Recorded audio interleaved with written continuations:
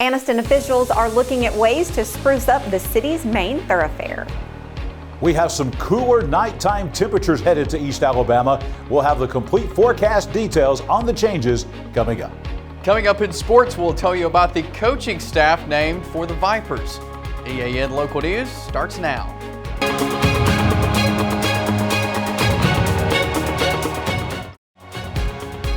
This segment of EAN Local News is brought to you by Waldrop Manufacturing, metal buildings made right here in Calhoun County.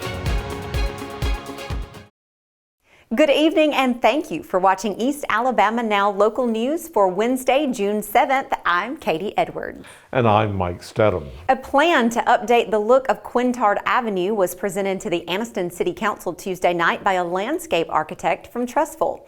Matt Phillips of Plot Studios showed drawings to the council at its work session that would transform the avenue into a new streetscape from 5th Street to 18th Street.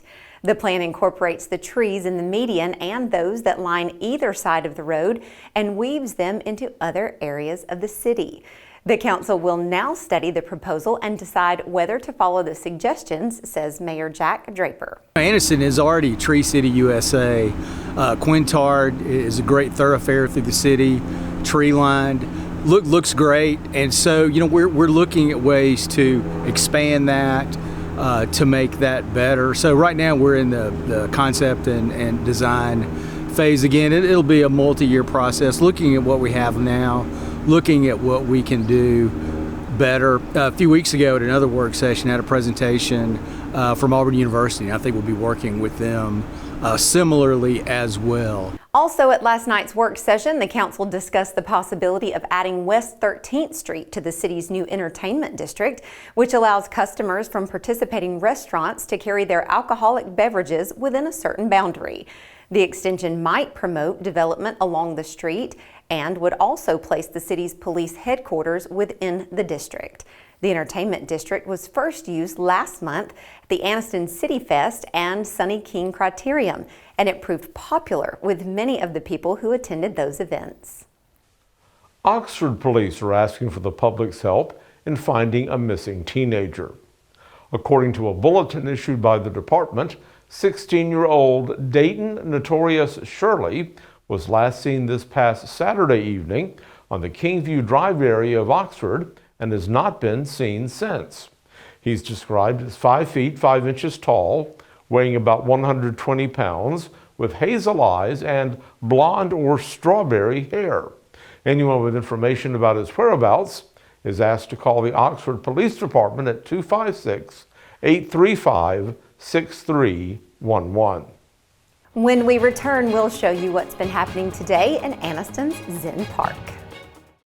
Well, my name's Mike Craven, and we recently purchased an open carport, metal carport from Waldrop Manufacturing. I have an extra car. We have a very small home, very small driveway, and I needed somewhere just to park another vehicle, just out of the weather. And I had been told by 2 or 3 friends that knew we had recently remodeled a home that Waldrops were the people that you need to go talk to. I was in that area one day and I thought, hey, I'll just stop in, and I did without calling, and greeted warmly, well taken care of. It was just, really the whole process was just good from day one.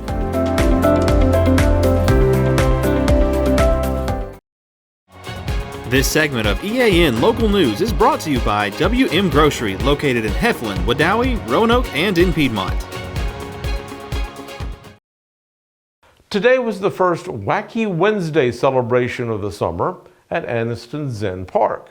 This program included a variety of fun activities, including games, the splash pad, playground time, as well as educational activities such as live animal shows from the Anniston Museums and Gardens.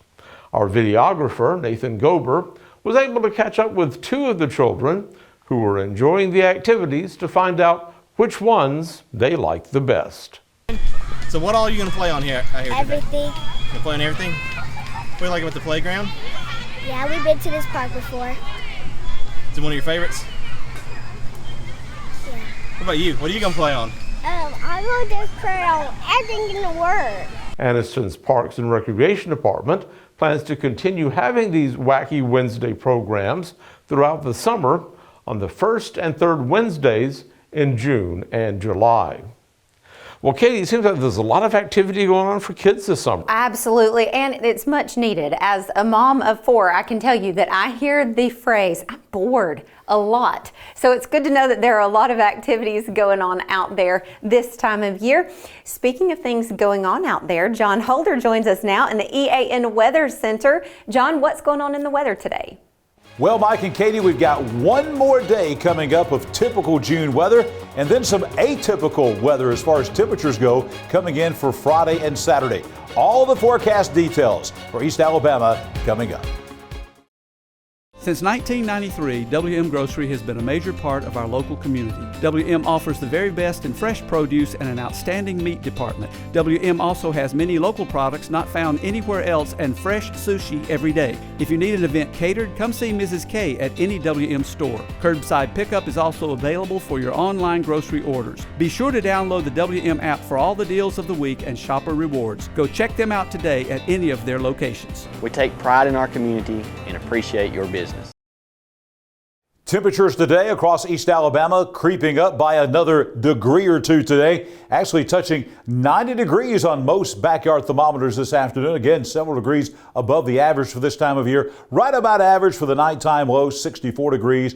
And there you see the record highs and the record lows. 100 the record high, and half of that, 50, the record low. Sunrise and sunset times are getting longer, as we've mentioned. 2 weeks from today will be the official start of summertime. Weather on your street coming up tonight across East Alabama. Maybe a few scattered storms, but they are going to be very, very isolated out there. Chance of rain less than 40% in any one location. That includes James Street. That's out Highway 9 and Little Subdivision in Piedmont. If you're out on the north side of number 9, maybe a scattered storm this evening. 63 for the nighttime low up in Piedmont. Coming up on your Thursday, we're going to take you to Burke Avenue in Jacksonville, just off the Jack State campus in the north side of town. A bit cooler tomorrow. Instead of 90, maybe some low 80s tomorrow with plenty of sunshine. Again, the chance of a late afternoon scattered shower thunderstorm, that chance of rain, less than 40%. But the big story tomorrow will be the temperatures, only 82 for the high. And as we look ahead to the start of the weekend, as we get into Friday and Saturday, the beginning part of the weekend, warm days, cool nights, that will be the theme. We're looking at 80s and 50s out on Gate 8 Road out in Hewleton. That is one of the gates that goes right into the Anniston Army Depot, and they're going to have some great weather out there for the start of the weekend, 80s and 50s, believe it or not, for nighttime lows here in the early part of June. The 7-day forecast is looking like this. We've got 3 days of the next 7 where we're going to promise you some completely dry weather. The first one of those will be on Friday. Low 80s, no chance of rain in the forecast. 56 for the low. We're dropping those temperatures even a couple of degrees from what we had yesterday. Looks like 56 again on Saturday morning. Again, no chance of rain whatsoever. Lower humidity and dew point values. Sunday, we're back to a 50-50 chance of showers and thunderstorms. By Sunday night, that chance of rain going to about 70 or 80%. Could be pretty wet on Sunday night. Monday, again, about a 50-50 chance of a shower on Monday afternoon. Back to more typical summertime weather, though I do think we will squeeze out one more dry day on Tuesday of next week. Highs in the 80s, nighttime lows in the 60s. But as we get to the middle part of next week, middle of June, temperatures creeping up. Look at that, 92 for the high coming up in about a week across East Alabama. Let's tell you about some more safety. We talk about these late afternoon showers and thunderstorms across East Alabama. I can tell you from personal experiences that the most problems that I've ever seen with lightning in our area come with these pop-up showers and thunderstorms in the summertime. Not during severe weather season, it's these late afternoon storms where lightning can be intense. Lightning can strike from up to 10 miles away. That means when you hear thunder, even though the sun may go out, you go inside. There it is. See a flash, dash inside it. Here are some of the activities documented recently where people in the United States have been struck by lightning. Golfing, boating, outrunning. We don't think about grilling out, but grilling out. People have been struck by lightning grilling out. Riding motorcycles and bicycles. How about even out in the garden? construction jobs. So it doesn't matter what you're doing, whether it's a work activity or it's a leisure activity. And even though you may be right outside on your deck grilling a hamburger, when one of those storms come up and you hear thunder in the distance, the best thing to do is go inside. Again, when you hear the roar, you go indoors. That's the rule. Well, coming up next, we're going to take a look at the Vipers Pro Softball coming to East Alabama. Here's Chase Robinson. Thanks, John. The Smash It Sports Vipers have officially announced their coaching staff for their inaugural season at Choccolocco Park. Jerry Glasgow will be back as the head coach. Glasgow also serves as the head coach of the Louisiana Raging Cajuns. He had his ladies in the Super Regionals a couple of weeks ago. Also on the coaching staff is Joe Guthrie. He spent time at UAB but is now an assistant coach at Texas A&M, and he will serve as the defensive specialist for the Vipers. The Vipers also welcome Hunter Veach.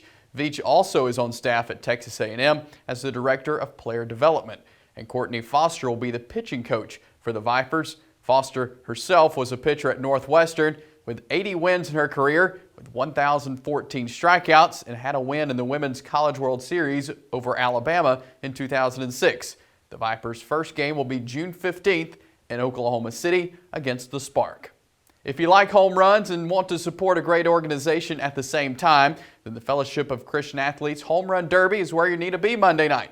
FCA Area Director Cole Limbaugh tells us a little bit about what you can expect at the Derby Monday night. We've got about 2 players, 2 hitters from each baseball team in the county that'll be competing for our first FCA Home Run Derby champion. And that's at Choccolocco Park on June the 12th. It's open to the public. We're just asking for a donation to come in to the gates that night. We'll have a fireworks show at the end of the night. We'll have food in the concession stands there. A couple of Jack State baseball players picked up some postseason honors today. Freshman Bear Madlake and Eli Zielinski were named to the Collegiate Baseball Magazine Freshman All-American Team. Madlake finished with a .330 batting average with 66 hits in 49 games. Zielinski finished 6-0 on the mound with 3 wins in ASUN play. He had 33 strikeouts in 27 2/3 innings of work in ASUN play. Congrats to these 2 Gamecock freshmen. That's it for sports. Let's head back over to Mike and Katie. Thank you for watching East Alabama Now Local News. Please check back with us every weekday evening around 6:30 on either Facebook or YouTube to see what's been happening in your community. Don't forget to like and subscribe and leave us a comment while you're there. We'll see you back here Thursday for your news on your schedule.